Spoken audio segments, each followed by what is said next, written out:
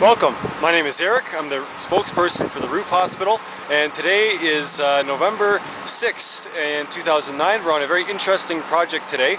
Some new materials and some new techniques of installation that we're going to show you today. We're on a roof out in the southwest that has a mixture of a bit of flat roofing and a little bit of slope roofing as well. So today we're using our Grand Sequoia product, which is a premium gaff elk manufacturer supplied product, and we're using our ICO Roof Fast as our flat roofing material. So let me just show you what we're doing here, and we can talk about some of those details. So right now I'm standing on the flat roof section. You can see here we've already torn off the old material, and the old material we've just sort of stacked in the corner for now. And of course we're just launching it off and disposing it in the bin. Now this is what you see here. This is insulation boards that we've removed where the old material used to be installed on.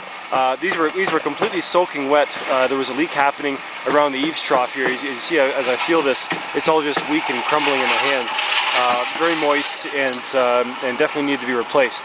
Over here you can see a spot where we've stopped removing the boards because of course it's stacked up with these Grand Sequoia shingles.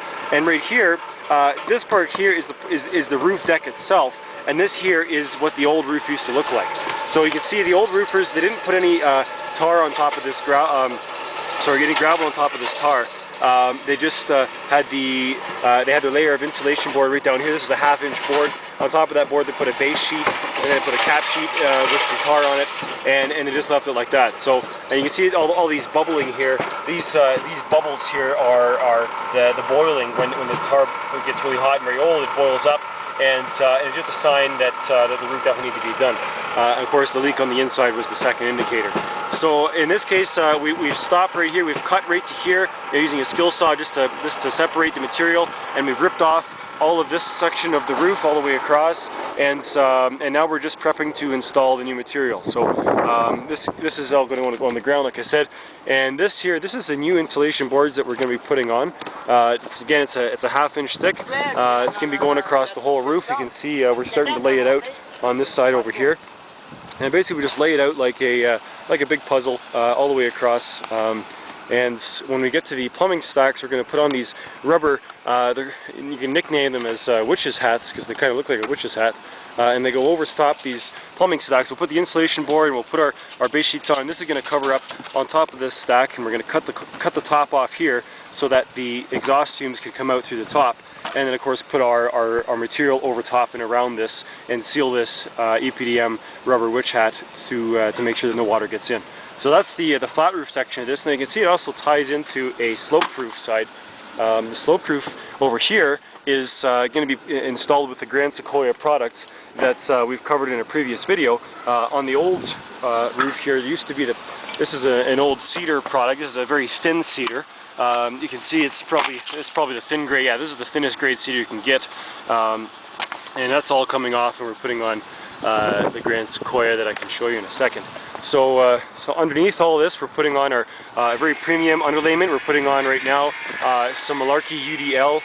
It's an SBS modified underlayment, very good quality, and that's what we're trying to go for here is good quality products. So this is our Grand Sequoia shingle that we're going to be installing on the rest of the roof deck. And if you see, if I look over the edge here, we already have some Grand Sequoia installed over here. You can see the thickness of this shingle down here as we're starting to install it. Hoping this is giving a good view. Yes, it is. So you can see the Grand Sequoia going on in a staggered pattern.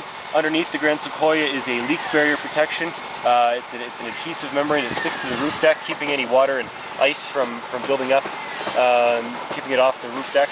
And this is our project for today. So this is our power lift here. You can see when we're going up these sorts of heights with these sort of materials, this is helping us get the materials on the roof. Now usually we'd use a crane, but in this case the crane that we've been using to load our materials can't access this roof, and this is a very important detail for roofers to know, and for homeowners to know too, that loading a roof with a crane can potentially cause some issues, and so you want to make sure you get a certified and qualified a crane operator and loader to load your roofing materials on the roof.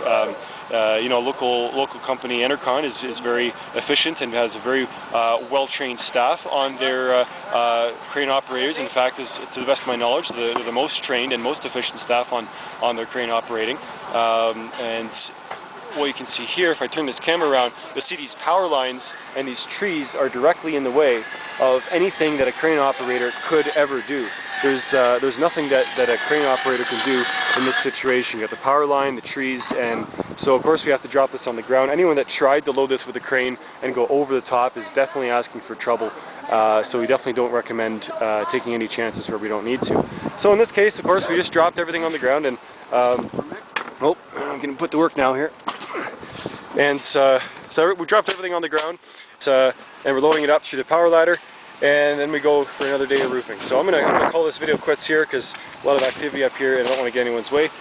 So please make sure to join us next time, and remember to be proactive and let us help.